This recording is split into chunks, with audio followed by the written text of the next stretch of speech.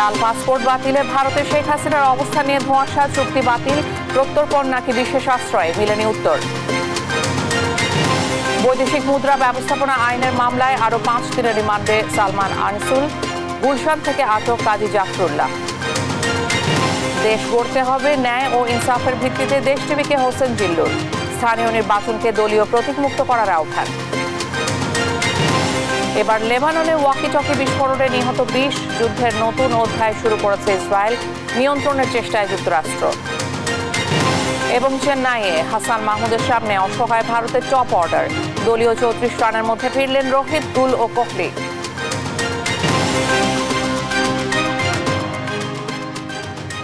দেখছিলেন শিরোনাম সংবাদ, দুপুরের সঙ্গে আছে আমি ইশিকা আজিজ। শেখ হাসিনার ভারতে পালিয়ে যাওয়ার 45 দিন পেরিয়ে গেছে, তবে বর্তমানে তার স্ট্যাটাস কি এ সম্পর্কে অফিসিয়ালি ভারতের কাছে এখনো জানতে চায়নি অন্তর্বর্তী সরকার।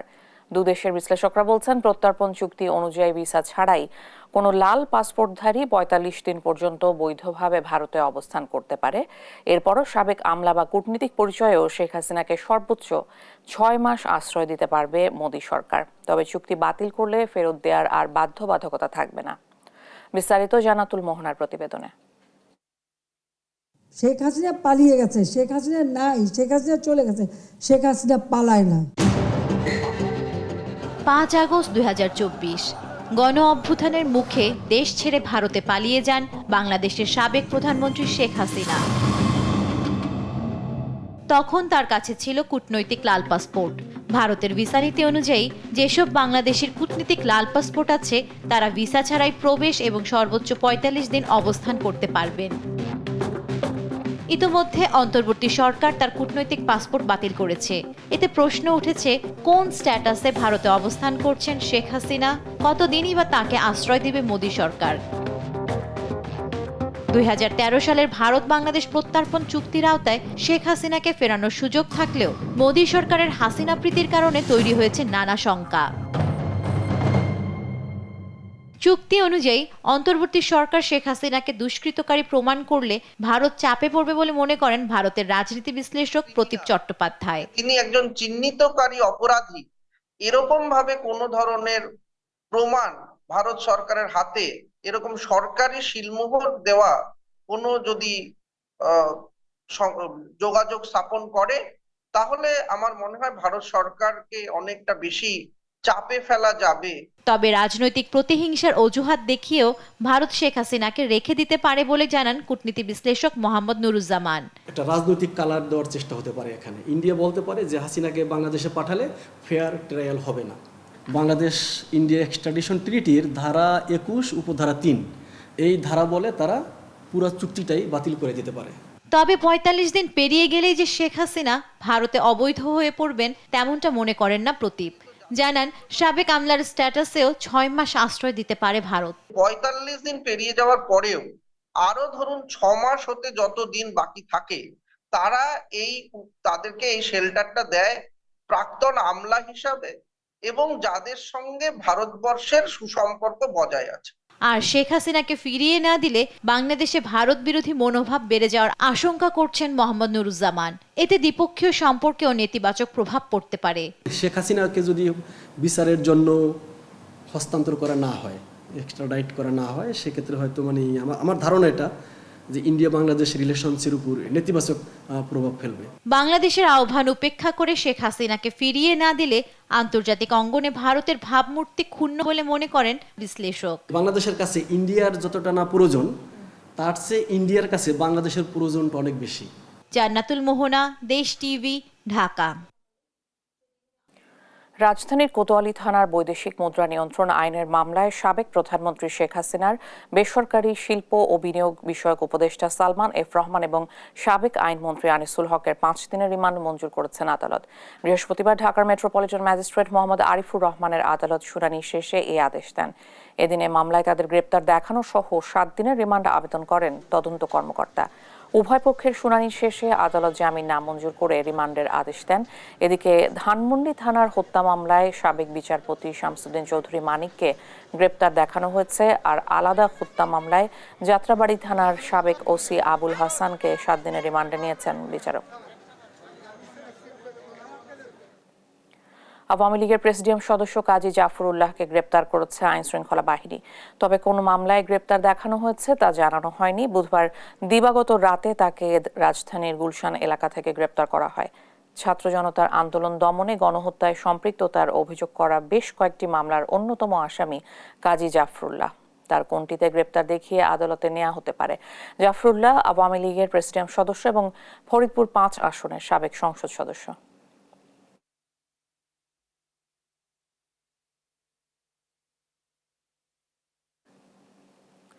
বেক্সিমকো গ্রুপের সব সম্পত্তি রক্ষণাবেক্ষণের জন্য রিসিভার নিয়োগ দিতে পূর্ণাঙ্গ রায়ে বাংলাদেশ ব্যাংককে নির্দেশ দিয়েছেন হাইকোর্ট। বৃহস্পতিবার AKM আসাদুজ্জামান ও বিচারপতি মোহাম্মদ মাহবুবুল ইসলামের সমন্বয়ে গঠিত হাইকোর্ট বেঞ্চ স্বাক্ষরের পর এই আদেশ প্রকাশিত হয়েছে। এর আগে গত 5 সেপ্টেম্বর সাবেক প্রধানমন্ত্রী শেখ হাসিনার বেসরকারি বিনিয়োগ বিষয়ক উপদেষ্টা সালমান এফ রহমানের মালিকানাধীন বেক্সিমকো গ্রুপের সব প্রতিষ্ঠান দেখাশোনা করতে রিসিভার নিয়োগের নির্দেশ দিয়েছিলেন হাইকোর্ট। একই সঙ্গে বেক্সিমকো গ্রুপের প্রতিষ্ঠানগুলোর কি পরিমাণ বকেয়া ঋণ রয়েছে তা জানাতে বাংলাদেশ ব্যাংককে কেন নির্দেশ দেওয়া হবে না তা জানতে চেয়ে রুল জারি করা হয়েছে। 4 সপ্তাহের মধ্যে বাংলাদেশ ব্যাংককে এই রুলের জবাব দিতে বলা হয়েছে বলে জানান রিটকারী আইনজীবী।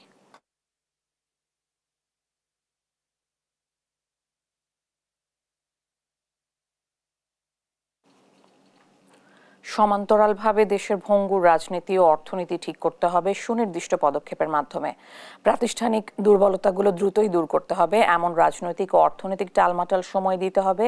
দেশের সব শ্রেণী পেশার মানুষকে দিতে হবে আস্থার বার্তা। দেশ টিভির মুখোমুখি হয়ে বরেণ্য অর্থনীতিবিদ হোসেন জিল্লুর রহমান জানিয়েছেন তাঁর ভাবনা। বিস্তারিত ইফতেখার রেজা রিপোর্টে। দেশের তৃণমূল পর্যায়ের বিশেষ করে শ্রমিক কৃষক উদ্যোক্তাদের কথা শুনতে হবে বলে মনে করেন অর্থনীতিবিদ হোসেন জিল্লুর রহমান। সেই সাথে দুর্নীতির পাশাপাশি আর্থিক প্রতিষ্ঠান সহ রাষ্ট্রের সব প্রতিষ্ঠানে বন্ধ করতে হবে হয়রানি, এমন মত এই অর্থনীতিবিদের। দেশ টিভির সাথে আলাপকালে তিনি এসব কথা বলেন। হয়রানি একটা হচ্ছে দুর্নীতি আর একটা হয়রানি। আজকে নাই কালকে আসেন, 3 দিন পরে দেখা যাবে আমার এই এটা দরকার, অন্য কাগজ কই, যে কাগজ দরকার নাই সেটা চাওয়া হচ্ছে। একটু সময় ক্ষেপণ, এই কার্যকর করার যে বিষয়টা সেটা খুব গুরুত্বপূর্ণ। আগামীতে বড় প্রকল্প নেওয়ার ক্ষেত্রে আরেকটু সচেতনভাবে ভাবার পরামর্শ এই অর্থনীতিবিদের। তার সাথে দেশের রাজনৈতিক সংস্কৃতি পুনর্গঠনে রাজনৈতিক অংশীজন সহ রাজনীতি মনস্ক মানুষদের সাথে আলোচনারও তাগিদ দেন তিনি। গণতান্ত্রিক ধারার এগোবার জন্য যারা অংশীজন, রাজনৈতিক দল আছে, সাধারণ মানুষের আকাঙ্ক্ষার বিষয় আছে, এবং শুধু রাজনৈতিক দল নয়, রাজনৈতিক মনস্ক বিভিন্ন জনগোষ্ঠী আছে, তাদের সাথে আলাপ আলোচনার কাজটাও কিন্তু সংস্কারের বাস্তবায়নের অন্যতম একটা অংশ হতে হবে। নির্বাচনের প্রস্তুতি ও সংঘাত এড়ানোর বিষয়ে হোসেন জিল্লুর রহমান স্থানীয় পর্যায়ের নির্বাচনে দলীয় প্রতীক ব্যবহার না করার পক্ষে মত দেন। এখন থেকে বাংলাদেশে স্থানীয় সরকার নির্বাচনগুলো দলীয় মার্কায় হবে না। এই দলীয় মার্কার হওয়ার ফলে স্থানীয় সরকার ব্যবস্থা পুরো একটা সমস্যার মধ্যে নিপতিত হয়েছে। এটা কিন্তু আগামীকালে যদি অন্তর্বর্তীকালীন সরকার এটা ঘোষণা দেন, নির্বাচন এই মুহূর্তে করতে হবে তা নয়, বাট ভবিষ্যতে যে স্থানীয় সরকার নির্বাচন দলীয় মার্কায় হবে না, এটা অত্যন্ত গুরুত্বপূর্ণ একটা পদক্ষেপ হতে পারে। আগামীর বাংলাদেশ ন্যায় ও ইনসাফকে কেন্দ্র করে গড়ে তুলে সব শ্রেণী পেশার মানুষকে বৈষম্যর হাত থেকে মুক্ত করার আহ্বান জানান হোসেন জিল্লুর রহমান।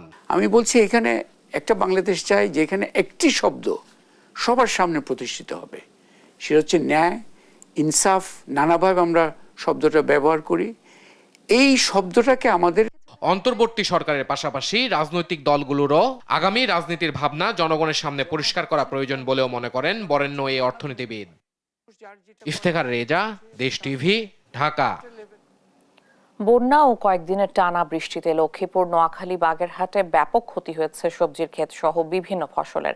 সেই সঙ্গে পানির তোড়ে ঘেরের মাছ ভেসে যাওয়ায় দিশেহারা খামারিরা। ক্ষতি কাটিয়ে ঘুরে দাঁড়াতে কৃষক চান সরকারি প্রণোদনা। সহকর্মীদের তথ্য ও ছবিতে ডেস্ক রিপোর্ট। স্মরণকালের ভয়াবহ বন্যার পানি নামার সাথে সাথে ফুটে উঠেছে ক্ষতচিহ্ন। লক্ষ্মীপুরে পানিতে তলিয়ে সবজির ক্ষেত নষ্ট হয়ে এখন শুধু চোখে পড়ে ফাঁকা মাচাং। সেই সঙ্গে নষ্ট হয়েছে আউশ ও আমন ধানের বীজতলা। জেলায় ফসলের ক্ষয়ক্ষতির পরিমাণ 227 কোটি টাকা। এমন পরিস্থিতিতে এখনো কোনো সহায়তা না পাওয়ার অভিযোগ কৃষকদের। বেগুন, লাউ মনে করেন, আবার জ্বালা, আবার আশদান, আমাদের পড়ায় মনে করেন 2 লাখ, কারোর 2.5 লাখ, কারোর 2 লাখ, এই মিলে মনে করেন সবারই ক্ষয়ক্ষতি হয়েছে। আশদান নষ্ট হয়েছে, বড়ই ক্ষেত্রে শেষ, তারপরে শসা, এগুলা মানে কৃষি কামের কিছুই নাই এখন আর। মিষ্টি কুমড়া, কদু, আইডান, হইডান, সব বড়ি সব নষ্ট হয়ে গেছে। নোয়াখালীর 8টি উপজেলায় 38,000 হেক্টর ফসলি জমি নষ্ট হয়েছে পানিতে তলিয়ে। ক্ষতির তালিকায় সবার ওপরে আমন ধান। এতে চরম বিপাকে পড়েছে চাষিরা। বাগেরহাট জেলায় লাউ, মিষ্টি কুমড়া, চাল কুমড়া, কুশি, করল্লা, শসা, বেগুন গাছের গোড়া পচে গেছে পানিতে।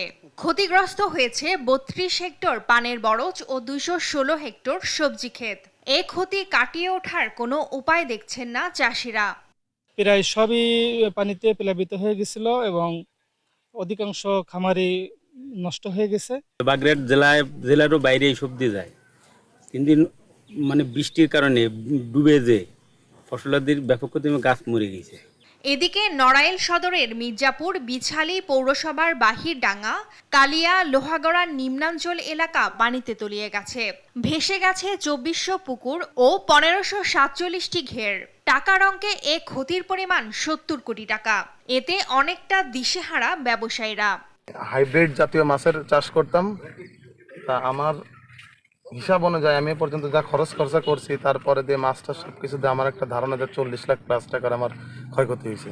2 একর ঘেস ছিল, আমার সব মাছ টানা বৃষ্টিতে একভাবে বাইসে চলে গেছে, তাতে আমি মেলা ক্ষতিগ্রস্ত, একটা মাছও নাই।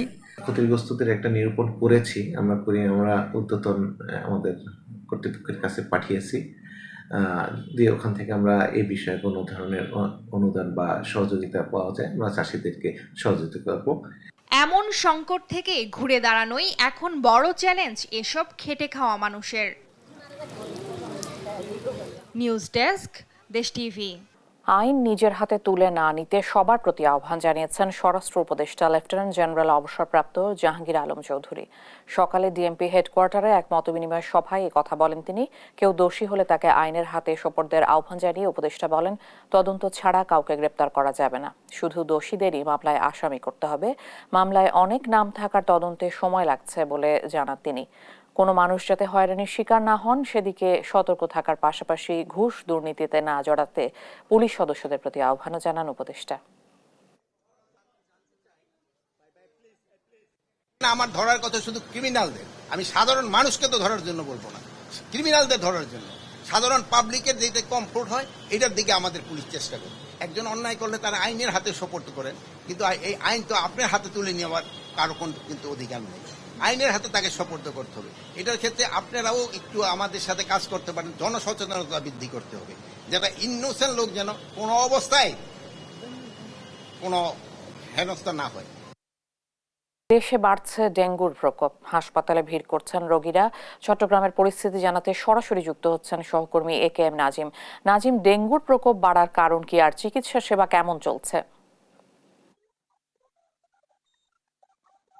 ডেঙ্গুর কথা বলতে গেলে খুব ভয়াবহ রূপ নিচ্ছে ডেঙ্গু, কারণ চট্টগ্রামের বিভিন্ন হাসপাতালগুলোতে সব সময় বলতে গেলে প্রতিদিনই গড় হিসাব করলে আপনার 30 থেকে 35 জন রোগী ভর্তি হচ্ছে। কারণ যে ডেঙ্গুর যে ভয়াবহ প্রাদুর্ভাব সেটি শুরু হয়েছে ইতিমধ্যে। আমরা যেটি জেনেছি চলতি মাসে কিন্তু ডেঙ্গুতে আক্রান্ত হয়ে 7 জন নিহত হয়েছেন, তাদের মধ্যে 5 জনই ছিলেন নারী এবং অন্তঃসত্ত্বা নারী ছিলেন 2 জন। কারণ ডেঙ্গুর যে এত ভয়াবহতা, আর প্রতিদিনই চট্টগ্রাম মেডিকেল কলেজ হাসপাতাল সহ আশপাশে যতগুলো হাসপাতাল রয়েছে সবগুলো হাসপাতালেই রোগী আসছেন। আমরা সকাল থেকে এখন আমরা রয়েছি চট্টগ্রাম মেডিকেল কলেজ হাসপাতালে। এই হাসপাতালে চট্টগ্রামের সবচেয়ে বড় হাসপাতাল। এই হাসপাতালে আমরা সকাল থেকে যেটি খোঁজ দিয়ে জেনেছি প্রতিদিনই জরুরি বিভাগ সহ ইমার্জেন্সি ওয়ার্ডে যেখানে আসলে সাধারণ রোগীদের ট্রিটমেন্ট দেওয়া হয়, সেখানে প্রতিদিন গড়ে 30 থেকে 35 জন পর্যন্ত ডেঙ্গু আক্রান্ত রোগী এখানে ভর্তি হচ্ছে। এবং বেশিরভাগই যারা আসছেন ডেঙ্গু নিয়ে বা জ্বর নিয়ে তাদেরকে মেডিকেলে ভর্তি দিয়ে দেওয়া হচ্ছে। এখানকার যারা চিকিৎসকরা রয়েছেন তারা যদি বলছেন নগরীর চাইতে নগরীর আশপাশে যতগুলো উপজেলা রয়েছে হাটহাজারী, রাউজান, ফটিকছড়ি, রাঙ্গুনিয়া, ভূসপুর এইসব এলাকা থেকে বেশি ডেঙ্গু আক্রান্ত রোগী আসছেন। কিন্তু সাধারণ মানুষের মাঝে কোনো ধরনের সচেতনতার বালাই নেই বলছেন চিকিৎসকরা। কারণ আমরা যেটি জেনেছি, যেটি আমরা চট্টগ্রাম সিভিল সার্জনের কার্যালয় থেকে যে তথ্যটি পেয়েছি সেটা হচ্ছে চলতি বছরে এখন পর্যন্ত 985 জনের উপরে ডেঙ্গুতে আক্রান্ত হয়েছেন এবং ইতিমধ্যে মারা গিয়েছেন 12 জন। তাদের মধ্যে চলতি এই মাস যে সেপ্টেম্বর মাস, এই মাসে মারা গিয়েছে 7 জন।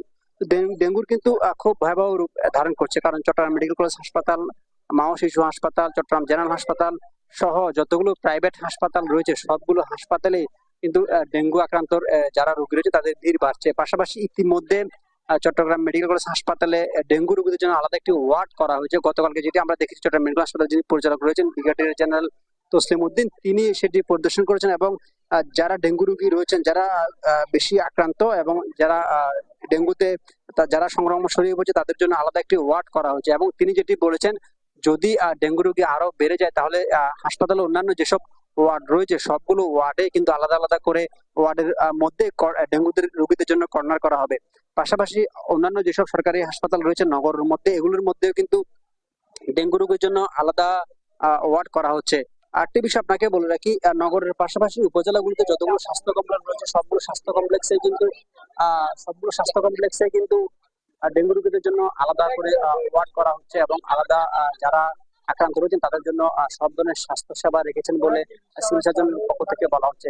তবে আমরা যেটা দেখেছি, ডেঙ্গুর জন্য প্রতি বছরই সিটি কর্পোরেশনের পক্ষ থেকে যেভাবে উদ্যোগ নেওয়া হয় বা খাল নালাগুলো পরিষ্কার রাখার জন্য, সেটি আসলে তেমন চোখে পড়ছে না। কারণ প্রতি বছর ডেঙ্গু মৌসুম আসলে তারা সেই তোড়জোড় শুরু হয়, ডেঙ্গু মৌসুম আসার পরে তাদের আসলে কোনো ধরনের উদ্যোগ দেখা যায় না। তো চরনাক হাসপাতাল থেকে ছিল আমার কাছে থাকা সর্বশেষ। নাজিম, অনেক ধন্যবাদ আপনাকে। চট্টগ্রামে ডেঙ্গুর প্রকোপ নিয়ে বিস্তারিত জানছিলাম সহকর্মীর কাছে। ব্রাহ্মণবাড়িয়ায় ঝুঁকি নিয়ে অবৈধভাবে ব্যবহার হচ্ছে ভূগর্ভ থেকে উদ্গৃহীত প্রাকৃতিক গ্যাস। কূপ খননের সময় লিকেজ হওয়া গ্যাস ড্রামে সংরক্ষণ শেষে প্লাস্টিক পাইপের মাধ্যমে সরবরাহ হচ্ছে বাসাবাড়ি ও কারখানায়। এমন অনিরাপদ ও অবৈধ সংযোগ দিয়ে লাখ লাখ টাকা হাতিয়ে নিচ্ছে প্রভাবশালী একটি চক্র। এদিকে যে কোনো সময়ে এসব সংযোগ থেকে ঘটতে পারে বড় ধরনের দুর্ঘটনা। সহকর্মী মেহেদী নূর পরশের রিপোর্ট, জানাচ্ছেন আপন অপু। তিতাস নদীতে মাকড়সার জালের মতো ছেয়ে আছে প্লাস্টিক পাইপ। সড়কের পাশে গাছের ডালে ঝুলে এসব পাইপ চলে গেছে মানুষের বাসাবাড়ি সহ ছোট ছোট কারখানায়ও। আর এসব পাইপে করে চলছে নদী থেকে উদ্গীরণ হওয়া গ্যাসের ঝুঁকিপূর্ণ সরবরাহ। এমন দৃশ্য ব্রাহ্মণবাড়িয়া সদরের মজলিশপুর ইউনিয়নের। মূলত তিতাস গ্যাস ফিল্ডের 3 নম্বর কূপ খননের সময় লিকেজ থেকে গ্যাস মাটির উপরের স্তরে চলে আসে। এতে বাকাইল, ছোট বাকাইল, মধ্যমপুর ও শ্যামপুর সহ আশপাশের এলাকায় মাটি থেকে নলকূপ, নদীর পাড় ও বাড়ির আঙিনা দিয়ে গ্যাস উদ্গীরণ হতে থাকে। সেই গ্যাসই ড্রামে সংরক্ষণ করে সরবরাহ করছে প্রভাবশালী চক্র। বাসাবাড়িতে সংযোগ প্রতি আদায় করা হচ্ছে 500 থেকে 700 টাকা, আর কারখানা থেকে 1000 টাকা। নদী থেকে, ফসলি জমি থেকে, উঠান থেকে গ্যাস উত্তোলন করা হচ্ছে অবৈধভাবে। পাইপ দিয়ে তারা অরক্ষিতভাবে গ্যাসটা বাসা বাড়িতে তারা দিয়েছে। গ্যাস আছে, আমরা 500-600 টাকা করে দিতেছি আর আমরা ব্যবহার করতেছি। এই যে গ্যাস ফিল্ডের সাথেই আছে, হ্যাঁ, এরকম তদারকি বা তদবির করে কোনো ইয়ে নেই। বিষয়টি পর্যবেক্ষণে রাখা হয়েছে জানিয়ে বিজিএফসিএল কর্মকর্তারা জানান, গেল 1.5 দশকে উদ্গীরণ হওয়া গ্যাসের চাপ কমায় ঝুঁকির পরিমাণ কমে এসেছে। উদ্গৃহীত গ্যাস নিরাপদ ব্যবহারের আওতায় এনে রাজস্ব আয় বাড়ানোর কথা জানান সচেতন মহল। 15 বছর ধরে বিপুল পরিমাণ গ্যাস উদ্গীরণ ঘটছে। এই গ্যাসটিকে যদি তারা সংরক্ষণের মাধ্যমে বা বিশেষ প্রক্রিয়ায় জাতীয় গ্রিডে দিতে পারতো তাহলে রাজস্ব বাড়ত। অবৈধভাবে গ্যাসের ব্যবহার বন্ধে দ্রুত অভিযান চালিয়ে ব্যবস্থা নেওয়া হবে বলে জানান অতিরিক্ত জেলা ম্যাজিস্ট্রেট। অভিযোগ আমরা একটা পেয়েছি, ইতিমধ্যে আমাদের নবাগত জেলা প্রশাসক তার সাথে আলোচনা হয়েছে। আমরা খুব শিগগিরই আমাদের নির্বাহী ম্যাজিস্ট্রেট মোবাইল কোর্ট পরিচালনা করবে এবং আমরা আশা করছি মোবাইল কোর্ট পরিচালনার মাধ্যমে এই ক্ষেত্রে যারা দায়ী ব্যক্তি তাদেরকে আমরা আইনের মুখোমুখি করতে পারবো। উদ্গীরণ বন্ধে ব্যর্থ হয়ে 2008 সালে কূপটি পরিত্যক্ত ঘোষণা করে বাংলাদেশ গ্যাস ফিল্ডস কোম্পানি। আর সে সময় থেকে একটি সিন্ডিকেট উদ্গীরণ হওয়া গ্যাস অনিরাপদ উপায়ে ঝুঁকিপূর্ণভাবে সরবরাহ করে আসছে। নিউজ ডেস্ক, দেশ টিভি।